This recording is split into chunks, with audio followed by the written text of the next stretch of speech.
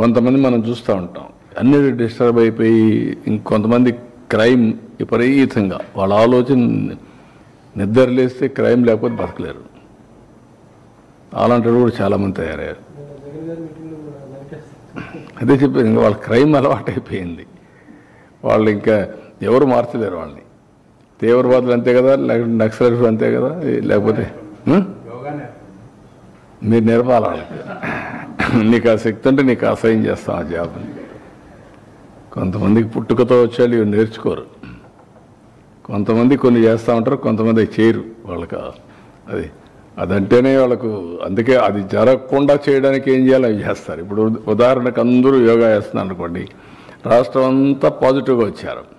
వీళ్ళు మాత్రం దాన్ని చెడగొట్టడానికి ఏం చేయాలనో వైలెన్స్ క్రియేట్ చేయాలి, డైవర్ట్ చేయాలి public attention. That is their art are their intentions. అందుకే క్రిమినల్స్ ఎప్పుడు కూడా క్రిమినల్ బ్రెయిన్సే పనిచేస్తూనే ఉంటాయి. వాళ్ళకు నరికేస్తాం, చంపేస్తాం, రఫ్ ఆడతాం,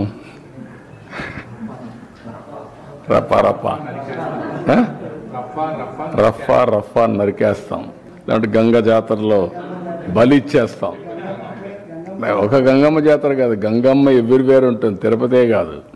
ఆ గంగమ్మ జాతరలో పొట్టేళ్ళు నరకడం అలవాటు.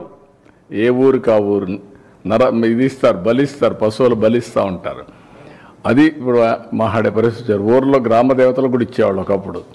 ఒక ఊర్లో గ్రామదేవత ఉంటే శక్తిని బట్టి ఒక పొట్టేల్ని బలిచ్చేవాళ్ళు. అప్పుడు అది పెద్ద ఫంక్షన్ చేసేవాళ్ళు ఊర్లలో. మేము చిన్నప్పుడంతా చూసాం. ఇంటికి ప్రతి ఒక్కడు పెంచేవాడు ఒకదాన్ని, ఒక పొట్టేలు పెంచేవాళ్ళు, కొనేవాళ్ళు. కొని దాన్ని బలిచ్చి అక్కడి నుంచి దాన్ని ఇచ్చేసేవాళ్ళు. అట్లా ఏరియస్ అంటే అంత ఆ స్టేజ్కి వెళ్ళిపోతున్నారు వీళ్ళు. ఏం చెప్తా, డెఫినెట్గా చట్టబద్ధకి వస్తుంది.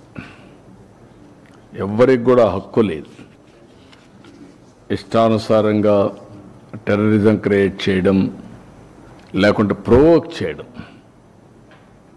ఒకప్పుడు రాజకీయాలంటే ఒక బ్యాడ్ ఎలిమెంట్ ఉంటే వాడితో అసోసియేట్ కావాలంటే భయపడిపోయేవాళ్ళం, పక్కన రానిచ్చేవాళ్ళం కాదు.